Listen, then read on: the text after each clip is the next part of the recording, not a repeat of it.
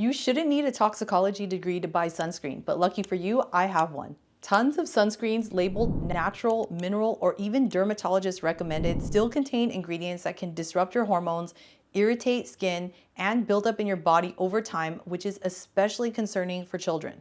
As a toxicologist and mom, I've spent years decoding the ingredient lists that most brands hope you will never read. And today I'm sharing the 8 best sunscreens for summer 2025, each one carefully vetted for safety, effectiveness, and peace of mind. Some are perfect for your face, while others are gentle enough for babies, and there are even a few multitaskers that will save you a ton of time. So let's jump right in. Why does your choice of sunscreen matter? When most people think about sunscreen, they're just trying to avoid getting sun damage or sunburn. But here's the bigger issue. The sunscreen you're using daily can expose you to chemicals that build up in your body over time, especially if you are reapplying often or using it on your kids during vulnerable developmental windows. And unfortunately, the system is supposed to protect us, yet the FDA's sunscreen regulations have not been meaningfully updated in decades, and many ingredients still allowed on the market raise serious red flags. Did you know that the FDA considers zinc oxide and titanium dioxide as generally recognized as safe and effective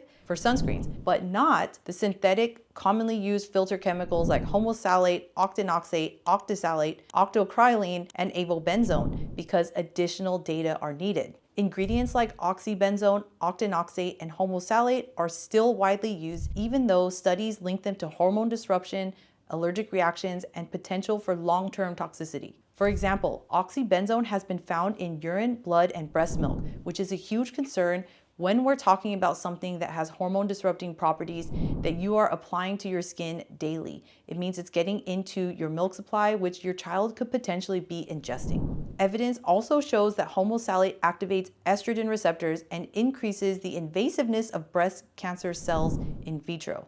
Another one to watch out for is undisclosed fragrance or parfum. It might sound harmless, but legally, fragrance can include hundreds of undisclosed chemicals, many of which are known endocrine disruptors, carcinogens, and allergens.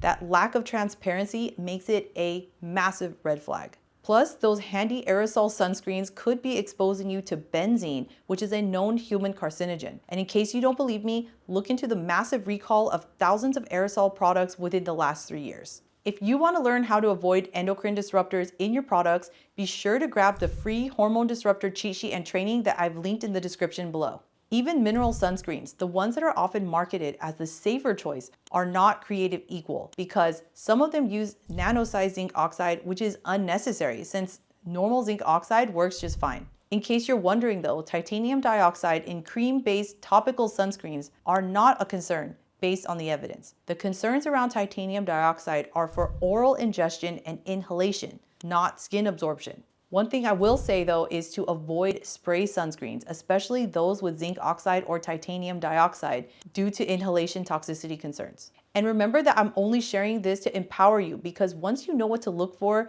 you're no longer at the mercy of marketing.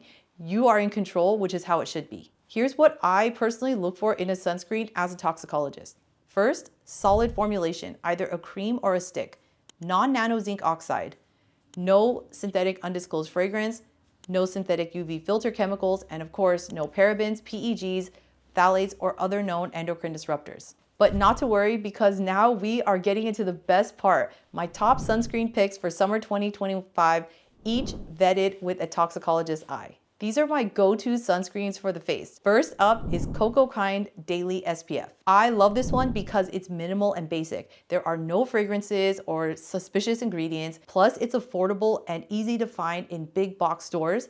It's not greasy, it doesn't leave a residue, and it feels light on my skin. My husband uses it, he loves it, and I use this one when I don't need any type of makeup coverage, like for example, if I'm gonna go to the beach or if I'm gonna go running outside. But if you do want something with makeup, sun protection, and skincare, then you might want to check out our next pick, which is Juice Beauty Stem Cellular CC Cream SPF 30. I have tried a lot of moisturizer tinted SPF products, and this one has got to be one of my favorites because it provides decent coverage, SPF, and it also has antioxidants like resveratrol to help protect against damage. But what I love the most is that it does not make me greasy even though I have an oily T-zone and combination skin. The next tinted moisturizer SPF pick for the face is Say Slip Tint SPF 30. This one is really similar to the Juice Beauty, but it's slightly more sheer.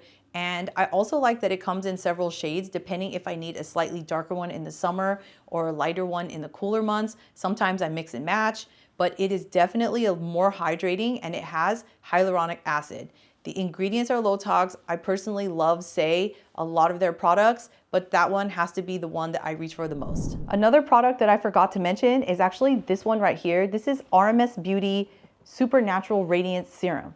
What I like about this product is, of course, the ingredients. First of all, it contains 20% non-nano zinc oxide.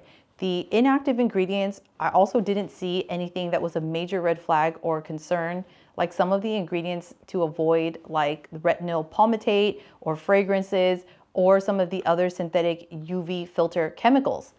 What I also like about this product, when I initially tried it, I was a little bit skeptical because the container does seem quite small, but it didn't take a lot for me to cover my face. I typically try to do the 2-finger method to get enough coverage all over my face. And then another thing I noticed is that I didn't feel like I needed to have put on blush or bronzer or contour my face really, because this contains an ingredient called Glowplex, and it's a trademarked ingredient. Somehow made it look like my face had a lot of dimension to it, even though this was the only product I had on my skin. So that was something that really stood out to me, and I'm definitely going to try another shade because I have medium right now. It's a little bit dark for me, so I'm gonna try to go for the lighter shade up. But I'm excited to try it again because I think this is a really interesting product. It is different than some of the other tinted moisturizer sunscreens out there. It's not really creamy, but yet it dries really, really nicely. So this is something that I really like about this product. Now let's talk about the best sunscreen for kids and for your body. First is Attitude Kids Mineral SPF Face Stick. Well, we love these sticks because they not only have low tox ingredients, they don't leave a white cast, they rub in well, but they are plastic free and also EWG verified, which is a bonus. But the favorite thing that I love about the most is that my kids can apply it themselves, and we can also find it in stores when we're just out picking up groceries at Sprouts or Whole Foods. Attitude makes another plastic-free mineral sunscreen stick, which is pretty much identical to the kids one, so both of them work well. Another sunscreen in our rotation is Badger Mineral Kids Sunscreen SPF 40. The baby version also works great. We love that the ingredients are organic besides the zinc oxide, but it provides amazing coverage. It is a little bit thicker, so a little bit goes a long way, and you can also find it in big box stores. I've seen it at Target and Sprouts and Whole Foods as well. I recently added Dakota Tallow sunscreen into the mix for my body, and I absolutely love it, I'm not gonna lie, because it's made with non-nano zinc oxide, grass-fed tallow, organic shea butter, olive oil, and beeswax, and a little bit of cocoa powder. And I think that's what makes it that it barely leaves a white cast, even when I'm really tan. Plus, I love that it comes in a glass jar, and no, it does not make me smell like beef. So that's one of my top picks for the body. And I also love using sunscreen brushes for an even application. I get a lot of requests to review Pipette Mineral Broad Spectrum SPF 50. This one is marketed for babies, but anyone can use it regardless.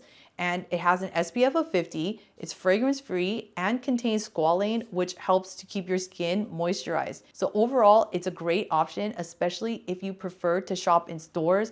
I've seen it, I believe, at Walmart and Target. As a toxicologist and mom, I've spent years cutting through the noise and BS online so that you don't have to. The products I've shared, besides the Pipette one, are the ones that I have personally vetted and actually use in my own home and on my children. So if you found value, hit the like and subscribe button. And if you're looking for ways to make your skin more resilient to sun damage and make it more youthful, then check out these videos right here. Thank you so much for watching, and I'll see you on the next video.